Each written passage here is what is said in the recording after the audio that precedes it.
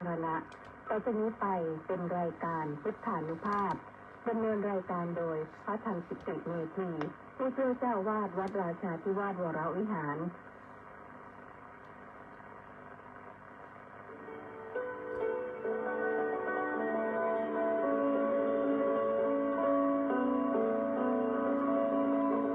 ได้เวลามาฟังพุทธานุภาพเพื่อรับทราบพุทธธรรมคำสั่งสอนเสริมมงคลให้ชีวิตก่อนหลับนอนแปลพักผ่อนสุขสบายกายใจเทิน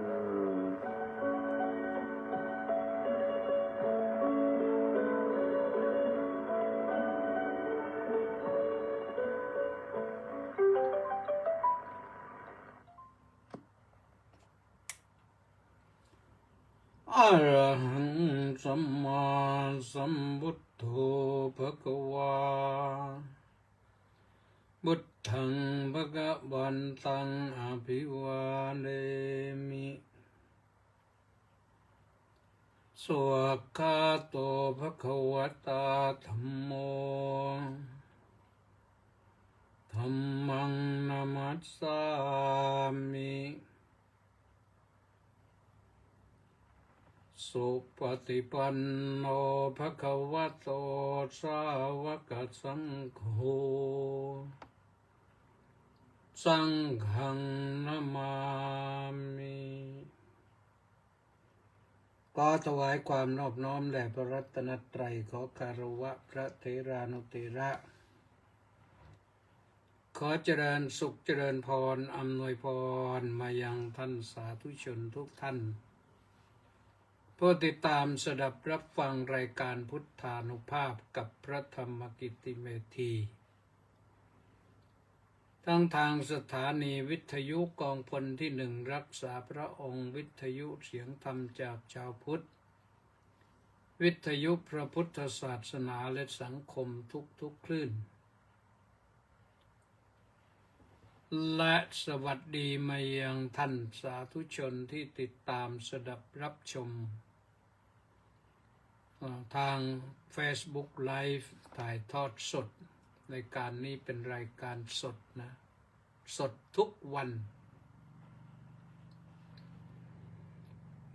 ไม่ได้นึ่งนะเอามาออกสดเลยก็ฟังกันได้ทุกวันจันทร์ถึงวันศุกร์สำหรับทางวิทยุแต่สำหรับทางไลฟ์สดทางเฟซนั้นมีทุกวันรวมไปถึงวันเสาร์วันอาทิตย์ด้วยโดยปกติก็3:05 น.ไปถึง4 ทุ่ม5 นาทีข้างต้นนั้นทางสถานีวิทยุเขาโฆษณาประชาสัมพันธ์และข่าวต้นชั่วโมงก็เลยรอความพร้อมกันมาพร้อมกันนะ3:05 น.ถึง4 ทุ่มติดตามฟังกันได้ติดตามชมกันได้ญาติโยมสาธุชนติดตามชมทาง Facebook ไลฟ์แล้วก็ไลค์ก็แชร์กันไปนะใครไลค์ได้ก็ไลค์ใครแชร์ได้ก็แชร์นะแชร์ก็แบ่งปันธรรมะให้เพื่อนพ้องน้องพี่คนที่เรารู้จักคนที่เรารักที่เคารพนับถือก็เพื่อให้ได้ฟังธรรมด้วยกันธรรมะนี่ทำให้ชีวิตมีชีวิตชีวานะมีความสุขอย่างอื่นไม่แน่ธรรมะนี่ให้ความสุขได้แน่เพราะฉะนั้นวันนี้จึงขอนำเสนอเรื่องความสุข ที่ใครก็สัมผัสได้นะก็เป็นเรื่องที่ทุกคนคาดหวังนะว่าชีวิตนี่จะมีความสุขแต่มันมีแต่ว่าไม่ได้มีความสุขเหมือนอย่างที่คาดหวังบางทีคือได้แล้วนั่นแหละแต่ไม่พอใจสิ่งที่ได้ก็เลยแทนที่จะสุขกลายเป็นทุกข์คำว่าความสุขนั้นมันอยู่คู่กับความทุกข์นะเป็นคู่ขนานถ้าหากว่าเผลอแป๊บเดียวตอนนั้นนะความทุกข์เข้ามาครองเลยความสุขเป็นสิ่งที่เป็นอนิจจังเหมือนกันไม่เที่ยงแท้แน่นอนแปรปรวนได้เสมออย่างเราครองสุขอยู่เนี่ยอยู่อาจจะเกิดทุกข์ปึ้งปังขึ้นมาก็ได้เพราะเราไม่ได้ระมัดระวังตัวเพราะฉะนั้นเรื่องความสุขนี่มันเราสัมผัสได้ทุกคนก็จริงแต่ว่าบางคนได้แค่สัมผัสไม่ได้ครองสุขได้แค่สัมผัสพอมีความสุขแวบเดียวความสุขมันก็หายไปแล้วถามว่านี่เพราะอะไรว่ากันจริงๆแล้วเพราะใจนะเพราะใจของเราครองความสุขไม่เป็นจึงครองความสุขไม่ได้ความสุขจึงหดหายหน่ายหนีไม่ยอมอยู่กับเรามันไปอยู่ที่อื่นอยู่กับคนอื่นความจริงความสุขมีมากมายมหาศาลเหมือนกับน้ำในทะเลในมหาสมุทรอะไรมันมีมากแต่ว่าเราก็ถ้าละโมบโลภมากเอาน้ำมากมันก็ลำบากเหมือนกันนี่เหมือนตอนนี้น้ำมามากเลยน้ำฝนมากนี่ฝนอะไรอีกนะพายุอะไรมาอีกลูกหนึ่งเนี่ยลืมชื่อแล้วได้ยินเสียงแวบๆตอนเย็นเข้ามาอีกเรามีพายุเยอะเลยปีนี้เนี่ยมีพายุมาเยี่ยมมาเยือนไม่ขาดสายพายุลูกหนึ่งผ่านพ้นไปลูกใหม่มาก็เอามาก็เราตั้งหน้าตั้งตารับนะเตรียมพร้อมรับอย่างมีความสุขนะอย่าไปทุกข์กับมันบอกว่าอุ้ยพายุมาฝนมาเยอะทำไมน้ำมากก็เราก็น้ำมากเราก็มีความสุขกับน้ำสิเราได้เห็นน้ำมากเราได้อะไรต่อมีอะไรเยอะนะน้ำมากนี่อาหารการกินก็หาได้นะถ้าพอน้ำแห้งน้ำแล้งนี่โอ้โหปลาเยอะเลยนี่ปีหน้านี่ก็คงจะมีปลาเยอะแยะปลาน้ำจืดนี่นะ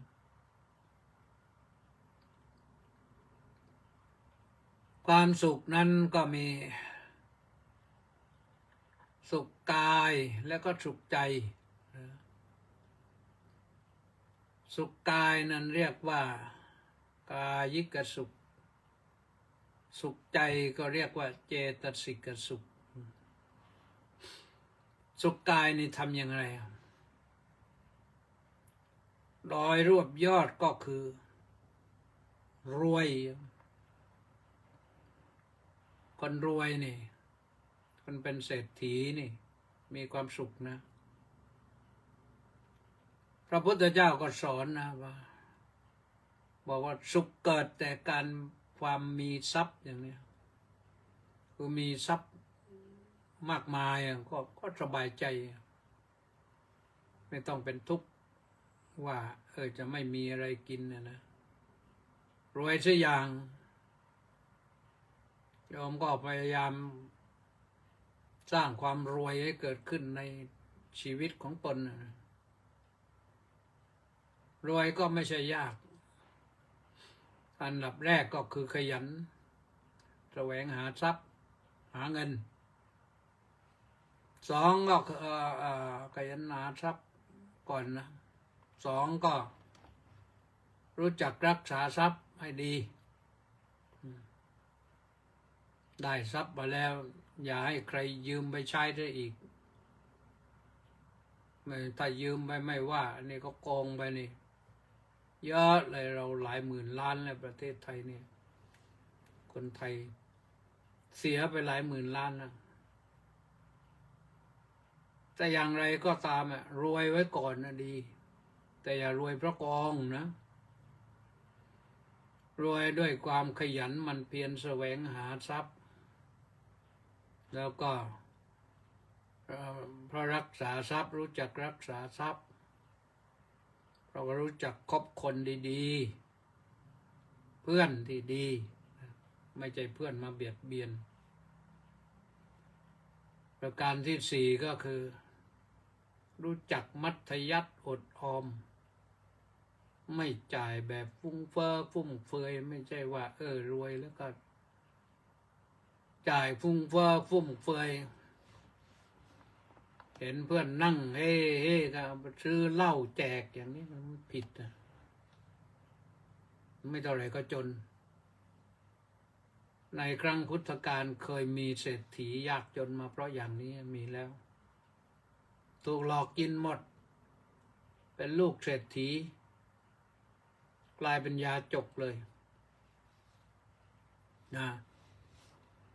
ทำยังไงให้รวยให้สุจริตขยันหารักษาเป็นแล้วก็รวยได้แหละนะอันนี้ทรัพย์ภายนอกนะทำให้เกิดความสุขทางกายเป็นกายิกสุขว่าเรามีทรัพย์สินเงินทองแล้วเราจัดซื้ออะไรก็ได้ซื้อที่นาก็ได้ซื้อเครื่องบินนั่งก็ได้คือเครื่องบินเจ็ตเหมือนท่านผู้มีเงินมีอันจะกินในบ้านเรานั่งเครื่องบินเจ็ตส่วนตัวบินวอไปนู่นทีบินวอไปนี่ทีเนี่ยสบายไม่มีปัญหาอะไรหรือจะใช้รถยนต์ยี่ห้ออะไรราคาแพงขนาดไหนก็ได้จะซื้อบ้านหลังสวยๆหรูๆนอนให้สบายก็ได้นะอันนั้นเป็นทรัพย์ภายนอกนะสุขเกิดแต่การมีทรัพย์แต่มีอีกอย่างหนึ่งท่านสาธุชนทั้งหลายทรัพย์ภายในทรัพย์ภายในนี่ต้องได้มาด้วย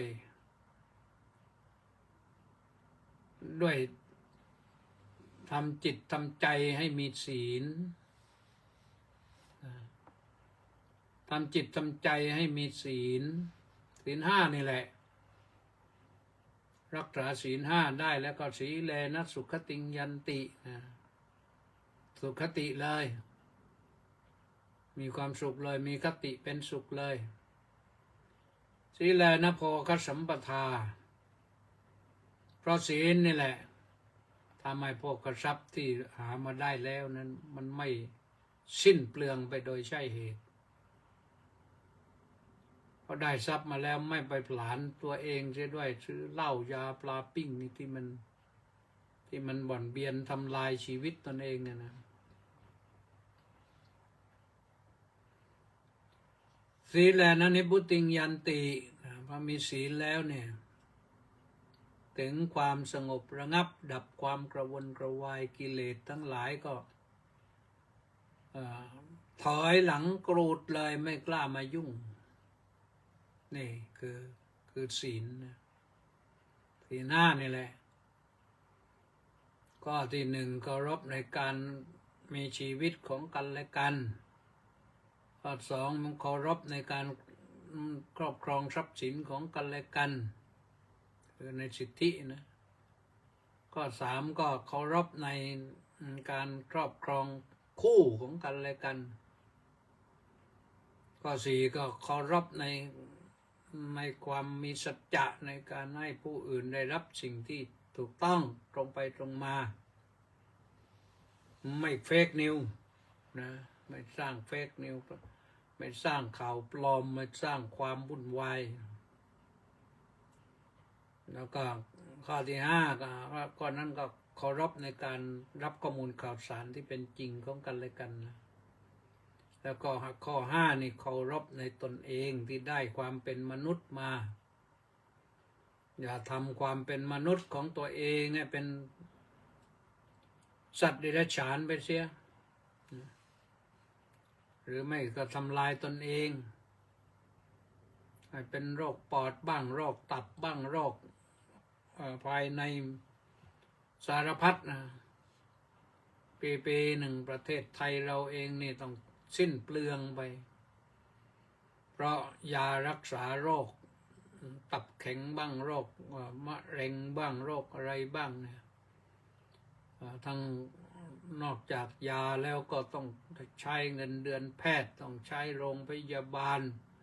ต้องใช้เครื่องมืออุปกรณ์บางทีก็ไปเห็นก็ไปใส่เครื่องช่วยหายใจฟอกมันน่าสมเพชเวทนานะเพราะฉะนั้นนะรักษาศีลนิยมก็ทำให้รวยได้นะแล้วก็รวยทรัพย์ภายในยิ่งถ้าฟังธรรมะบ่อยๆขณะฟังธรรมะก็ทำใจให้เป็นสมาธิฟังอย่าให้จิตมันฟุ้งซ่านพอจิตนิ่งนี่ก็เราก็มีความสุขแล้วจิตนิ่งนี่เราก็มีความสุขเมื่อไรก็เมื่อนั้นนะมีความสุขได้เห็นได้เป็นปัจจตังก็เห็นได้ทันทีเฉพาะตนไม่ต้องให้ใครบอกไม่ต้องให้ใครบอกว่าโอ้ยฟังธรรมแล้วจิตสงบแล้วจะเป็นสุขมันสุขอยู่แล้วนะมันสุขอยู่แล้วแล้วถ้าจิตสงบฟังธรรมดีแล้วมันเกิดปัญญาปัญญาในการดำรงชีวิตก็ได้เป็นบริหาริกปัญญาบริหารชีวิตได้เป็นหรือบริหารกิจการต่างๆบริหารกิจการบ้านเมืองก็ได้ปัญญามันเกิดขึ้นถ้านั่งสมาธิแล้วเราไม่เชื่อพระพุทธเจ้าลองไปถามท่านศาสตราจารย์ดร.อาจองค์ชุมสายก็ได้นะ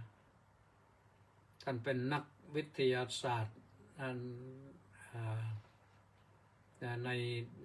ทำงานอยู่ในโน่นในอะไรที่ของอเมริกานะศูนย์อวกาศของอเมริกานะตอนนั้นยานไวกิ้งขึ้นไม่ได้ใครๆก็มาแก้ไม่ได้ท่านเนี่ยทำยังไงดีท่านนั่งสมาธิเลยพอนั่งสมาธิปรากฏว่าเกิดปัญญาเลยคิดแก้ปัญหาตัวนี้ได้ผลิตอุปกรณ์ชิ้นนั้นไปใส่ไวกิ้งปรากฏว่าขึ้นฉลุยเลยนอนไปลงดาวอังคารมันไวกิ้งของอเมริกาเนี่ยไปลงดาวอังคารได้เพราะท่านศาสตราจารย์ดร.อาจองค์ชุมสายคนไทยแท้ๆนี่นะนั่นแหละคือเรื่องของปัญญาแล้วมันเกิดได้หลายอย่างคนที่มีปัญญาและใช้ประโยชน์ได้หลายอย่างถ้าใช้ปัญญามา สถาปนาความสุขให้ตนเองอะมันจะเป็นอย่างไรอะโยมมันก็เราก็ได้ความสุขกันสินะความสุขเยอะแยะมากเลยนะนั่นแล้วถ้าหากว่าเจริญศีลสมาธิปัญญาอย่างนี้เนี่ยมันก็จะมีทรัพย์ภายในและเป็นทรัพย์ภายในให้ชีวิตมีความสุขนะฉะนั้นจะถามว่าสุขมีอยู่จริงไหมมีอยู่จริงแต่คนที่ไม่รู้จักความสุขนี่เกิดได้ความสุขสักแวบมันความสุขมันก็หายไปเพราะความสุขเป็นอนิจจังนะคนที่รู้จักสุขฉลาดในความสุขก็จะอยู่กับความสุขได้นานๆเหมือนหลวงปู่หลวงตาครูบาอาจารย์ที่ท่านอยู่กับป่าเขาลำเนาไพรอยู่กับถ้ำแต่ท่านมีความสุขท่านอยู่สุขนานด้วยมีญาติโยมไปกราบไปไหว้ไปนับถือไปบูชาไปแล้วดูนะเวลางานพระราชทานเพลิงศพหลวงปู่แต่ละองค์เขาไม่ได้แจกการ์ดแจกอะไรนั้นแต่คนมากันจากจาตุรทิศผู้มีศรัทธาเลื่อมใสในท่านผู้มีความสุขอย่างนั้นมันมีความสุขภายในนะเพราะฉะนั้นก็ลองบ้างนะพระพุทธเจ้าไม่ได้บังคับจำเพาะเจาะจงว่าให้ภิกษุเท่านั้นยอมก็ได้นะยอมก็ได้เนี่ยสุขกายก็ได้สุขใจก็ได้นะการมีทรัพย์เนี่ยแต่ว่ามีทรัพย์สินเงินทองนั้นเป็นสุขภายนอกแต่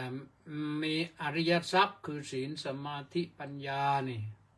มันเป็นทรัพย์ภายในทำให้ชีวิตเราอยู่สุขสงบเย็นประการที่สองพระพุทธองค์ตรัสว่าสุขเกิดแต่การจ่ายทรัพย์บริโภคโยมหาทรัพย์มาได้เยอะแล้วจ่ายทรัพย์ให้เป็นนะไม่จ่ายสุรุ่ยสุร่ายไม่จ่ายฟุ้งเฟ้อฟุ่มเฟือยไม่จ่ายในสิ่งที่ไม่จำเป็นไปซื้อเสื้อผ้าจนกระทั่งบ้านไม่มีที่จะเก็บนะอันนั้นมันบ้าสมบัตินะคนอย่างนั้นนะรองเท้านี่โอ้ยเคยได้ยินมาดามท่านหนึ่งท่านเป็น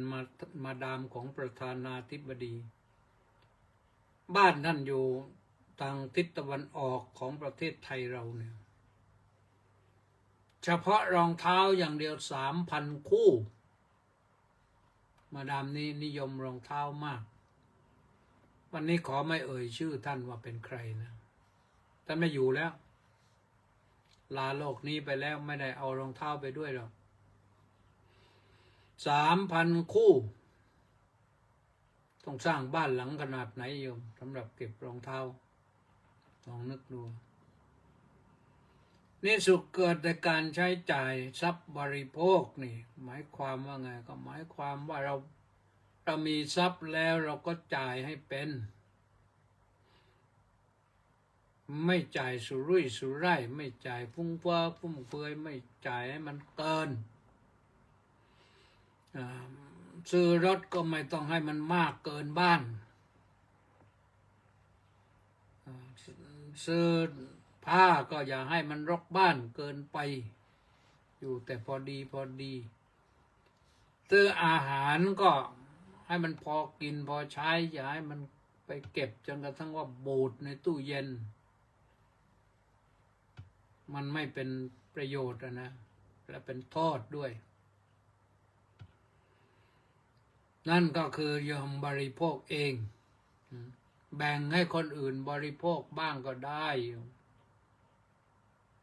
ลูกหลานเหลนโหลนญาติพี่น้อง ผู้ที่ลำบากกว่าเรา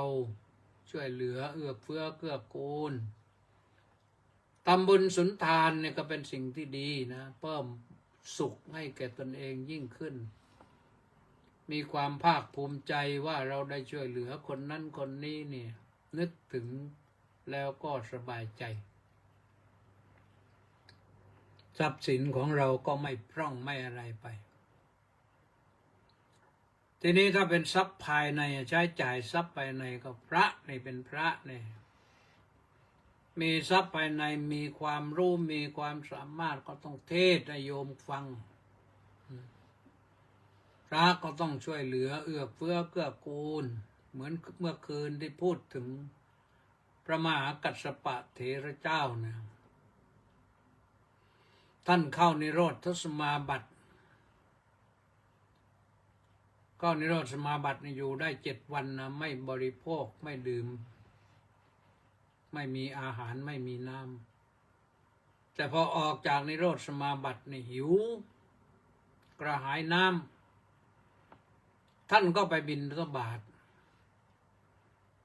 ใครใส่บาตรพระอรหันตขีณาสพสาวกอย่างนั้นนะผู้ออกจากนิโรธสมาบัติอย่างนั้นมีผลมีอานิสงส์อันยิ่งใหญ่ก็มีตัวอย่างหลายตัวอย่างนะแล้วก็ปรากฏว่าพระเถระท่านมีทิพจักษุญาณเนี่ยท่านเห็นแล้วไม่โปรดให้เท้าสักกะใส่บาตรแต่ผ่านไปให้ผู้หญิงยากจนอนาถาใส่บาตรแล้วก็นึกถึงอย่างเดียว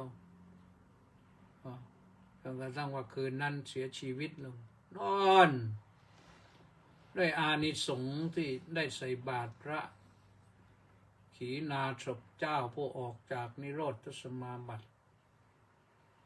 ตายปุ๊บไปปรากฏปั๊บในสวรรค์ชั้นนิมมานรดีนนดูเป็นอย่างนั้นนะ อันนี้ท่านบริโภคทรัพย์ภายในเป็นท่านใช้ของท่านแล้วก็ท่านแบ่งปันบริโภคก็คือการแบ่งปันพระนั้นท่านก็แบ่งปันให้พระลูกศิษย์พระใดต่างๆแล้วก็แบ่งปันให้ญาติให้โยมที่ลำบากก็โยมพระก็แบ่งปันได้แต่ที่แบ่งปันสำคัญก็คืออบรมสั่งสอนให้ธรรมะ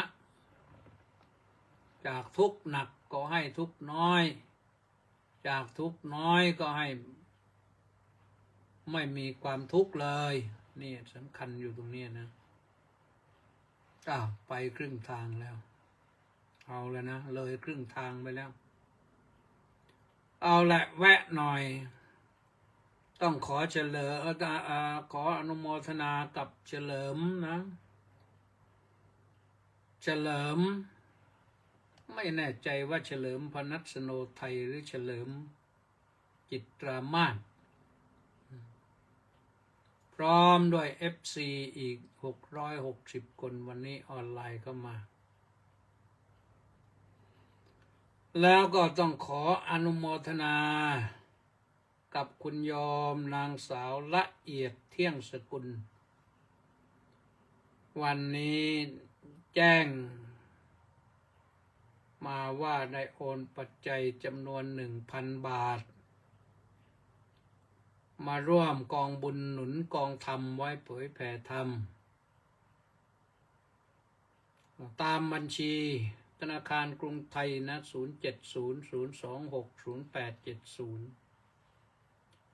ขออนุโมทนาสาธุนะโยมทำบุญมากก็ขอให้ได้บุญมากๆทำบุญน้อยก็ได้มากได้แต่จะให้มากให้ได้มากเหมือนคนทำมากมันก็ไม่ยุติธรรมสิโยมนะคนทำมากก็ต้องได้มากคนทำน้อยก็ต้องได้น้อยกว่า แต่การทำบุญนะโยมหนึ่งตั้งใจดี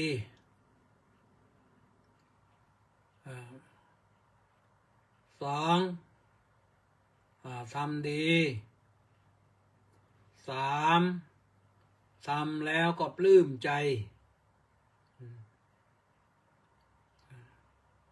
เรียกว่าคิดดีคิดจะทำบุญคิดแล้วทำเหมือนนายกเนี่ยเหมือนนายกเรานี่คิดแล้วทำพูดแล้วทำต้องทำนี่โยมทำบุญมาขออนุโมทนาสาธุนะโยมนะบุญใดใครก่อบุญนั้นก็ต้องคืนสนองขอให้โยมได้รับอดส่วนบุญส่วนกุศลนะวันนี้15:23 นาทีโยมโอนปัจจัยเข้ามา 1,000 บาทคุณโยมนางสาวละเอียดเที่ยงสกุลนะก็มีประจำทุกเดือนแหละนะขออนุโมทนาสาธุด้วยนะเอาว่าต่อข้อที่3แล้วมึงนะข้อที่3สุขเกิดแต่ความไม่ต้องเป็นหนี้อันนี้สำคัญเหมือนกันนะยุคนี้เนี่ยรัฐบาลเขาก็ยุให้ประชาชนเป็นหนี้จะเป็นแบบไหนก็ไม่รู้นะไปกู้เงินกู้ธนาคารนั้นธนาคารนี้กู้เงินกองทุนนั้นกองทุนนี้รัฐบาลตั้งเป็นกองทุนหมู่บ้านไว้ให้กู้กันตั้งสหกรณ์ไว้ให้กู้กันกู้ไปกู้มาจนครูนี่สหกรณ์ครูนี่ชนิดที่งอหัวไม่ขึ้นแล้วครูนี่มีแต่เป็นหนี้สหกรณ์กันเรียกว่าครูมี300,000 คนเนี่ยกู้สหกรณ์ไปสัก400,000 คนแล้วมั้งมันมากเงินไม่พอสุขจากความไม่ต้องเป็นหนี้อันนี้สำคัญนะยอมก็อย่าไปก่อหนี้สร้างหนี้ดิก่อหนี้แล้วก็นอนเป็นทุกข์อ่ะยิ่งพอไม่มีตังค์จ่ายไอ้ตอนกู้เนี่ยมันเพลินนะแต่ว่าขอให้เข้าใจว่าตอนไปกู้นั้นเราไม่มีอะไรเลยไม่มีอะไรเลยจึงต้องไปกู้ทีนี้พอไปกู้แล้วมันก็มาทำธุรกิจกำไรไม่ฟื้นนะไม่ฟื้นไม่ได้ไม่คุ้มทุนก็เลยนี่เป็นพอกหางหมูทีนี้ดอกเบี้ยขึ้นนี่ธนาคารก็เจอก็หลายธนาคารแล้วต้องประนีประนอมหนี้กันต้องปลดหนี้กันต้องล้างหนี้กันอะไรสารพัดนะโดยเฉพาะอย่างยิ่งชาวนาเนี่ยเป็นหนี้กันเยอะมากเพราะว่าจนกระทั่งว่าชาวบ้านนะบางคนนะบางคนจะคิดว่าถ้ากู้ได้แล้วกู้ไปเลยแล้วก็ไม่ต้องหาคืนหรอกใครเปิดให้กู้ก็กู้เลยแต่ไม่ต้องคืนผมไม่คืนก็เพราะว่าไม่มีจะกู้ในที่สุดรัฐบาลก็หาทางช่วยเหลือปลดเปลื้องหนี้ให้โอ้น่าห่วงเหมือนกันนะพระสงฆ์นั้นท่านก็เปลื้องหนี้เหมือนกันนะท่านไม่ต้องเป็นหนี้เหมือนกันนะหนี้ที่พระพุทธเจ้า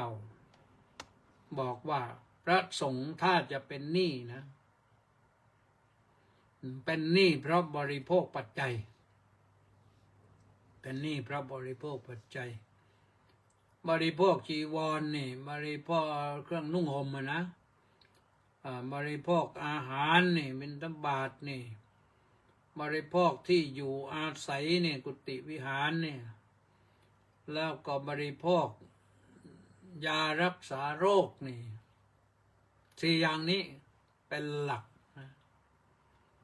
พระพุทธเจ้าตรัสบอกไว้ว่าถ้าหากว่าพระภิกษุ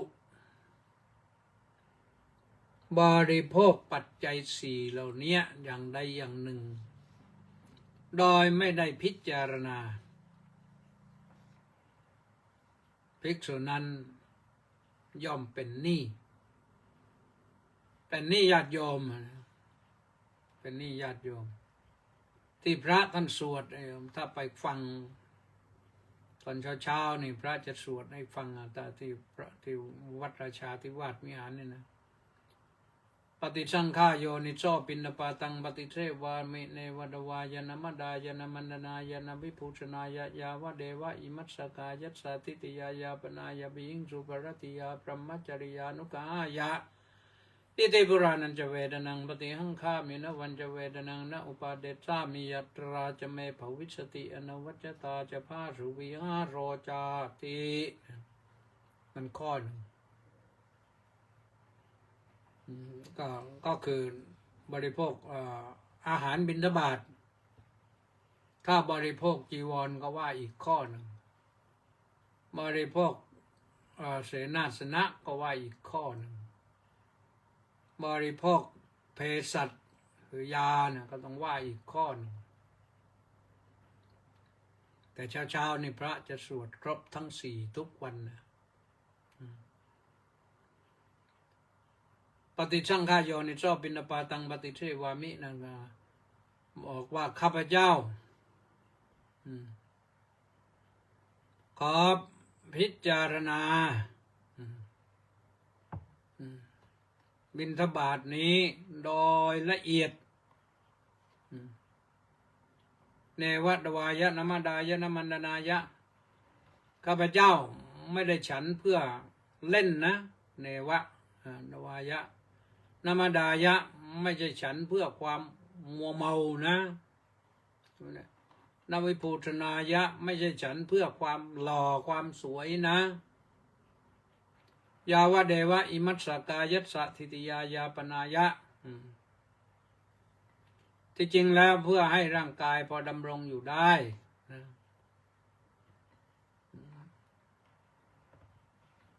อิมัสสกายัสสะทิติยายาปนายะนะให้ร่างกายนี้ดำรงอยู่ได้เป็นไปได้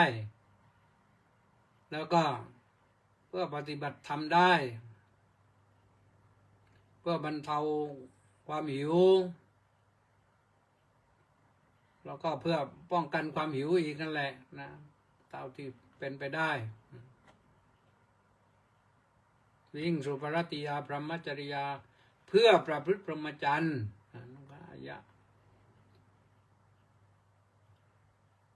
อันนี้ก็คือพิจารณาอย่างนี้ในเพื่อให้มีสตินะให้มีสติในการบริโภคปัจจัยที่ญาติโยมถวายมา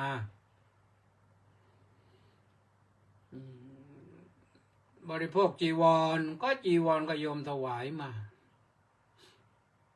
อาหารก็อาหารโยมถวายมา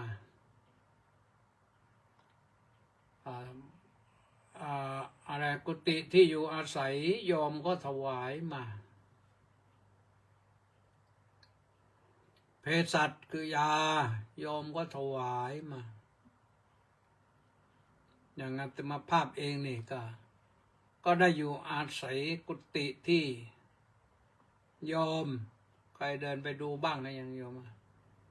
กุฏิเจ้าจอมสว่างหลังนี้เจ้าจอมสว่างโน้นในสมัยในรัชกาลที่5นู่นก็สร้าง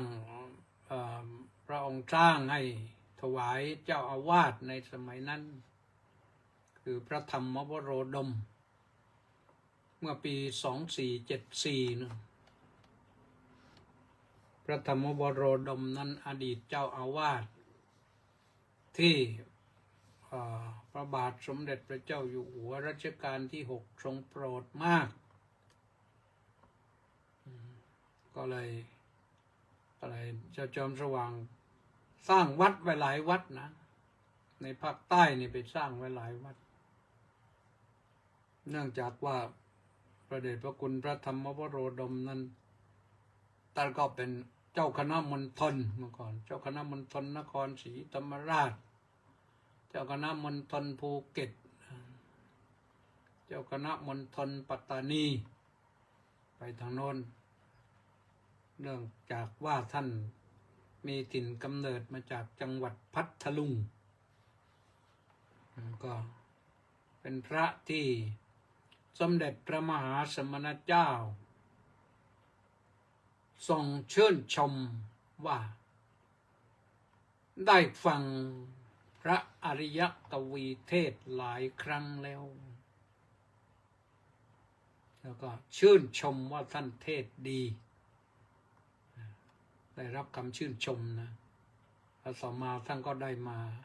เป็นเจ้าอาวาสวัดนี้ตั้งแต่พศ2454มาถึงพศ2485เราก็ได้พึ่งใบบุญตอนนี้อยู่กุฏิอดีตเจ้าอาวาสนะโยมนะคือพระธรรมวโรดม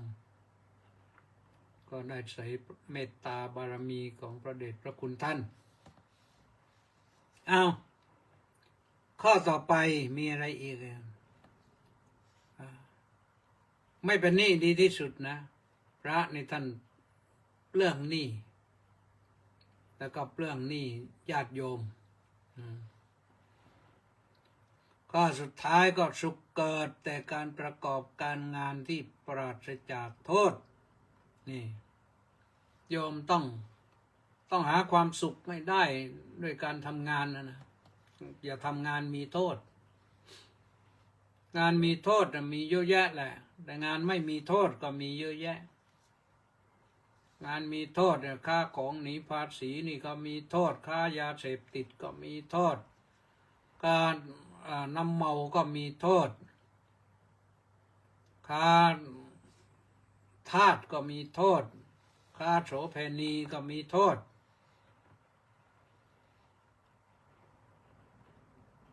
แต่ค่าโสเภณีนี่เดี๋ยวนี้ถือเป็น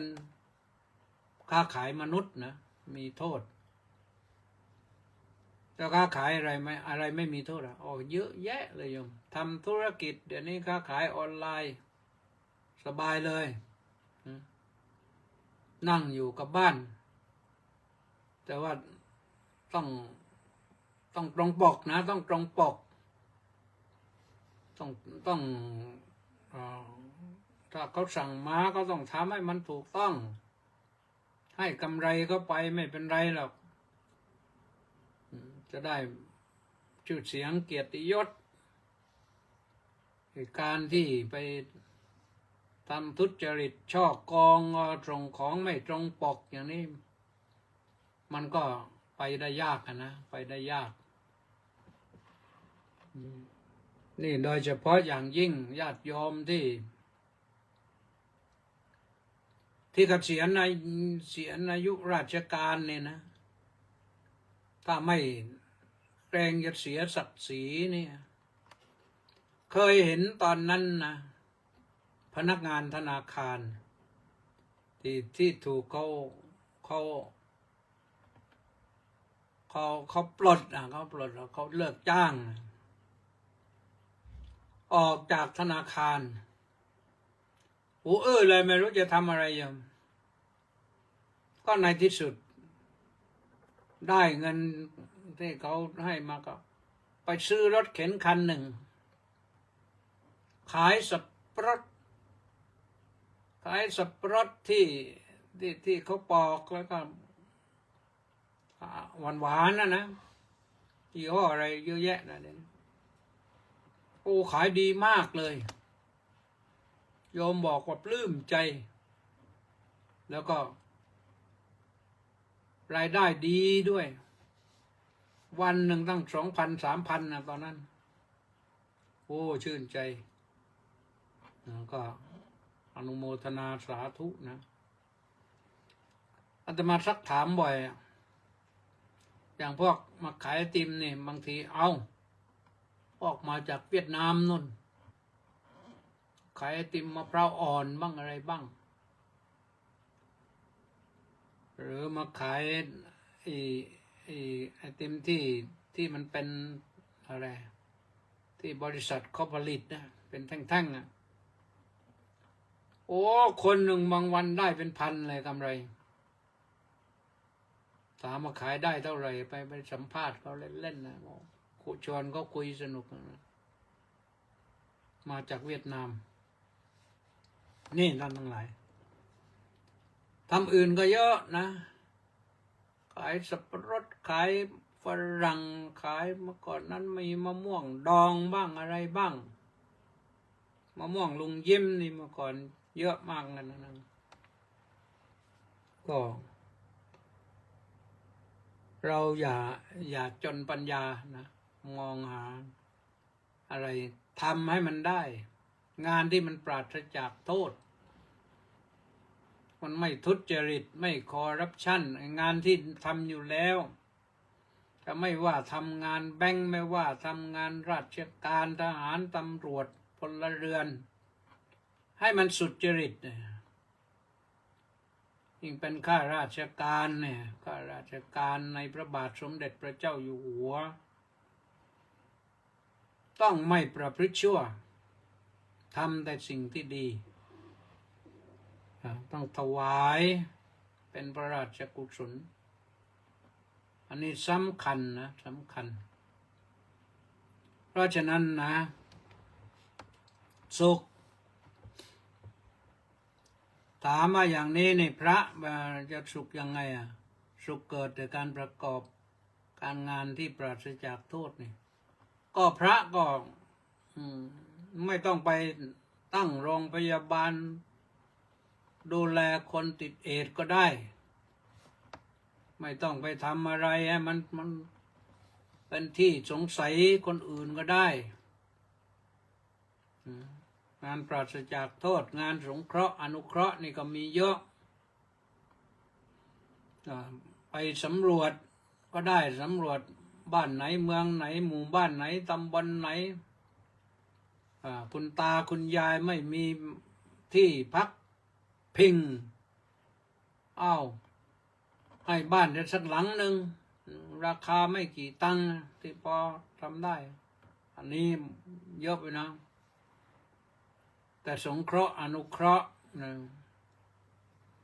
ทำงานของพระนี่มีอยู่6 งานโยมมีอยู่6 งาน1งานบริหารหมู่คณะการปกครอง2งานการศึกษาดูแลการศึกษาของพระสงฆ์องค์เณรโยมด้วยแหละ3งานการเผยแผ่พระธรรมวินัยพระพุทธศาสนาสู่ชาวโลก4งานพัฒนาวัดวาอารามเรียกว่าสาธารณูปการ5งานการศึกษาสงเคราะห์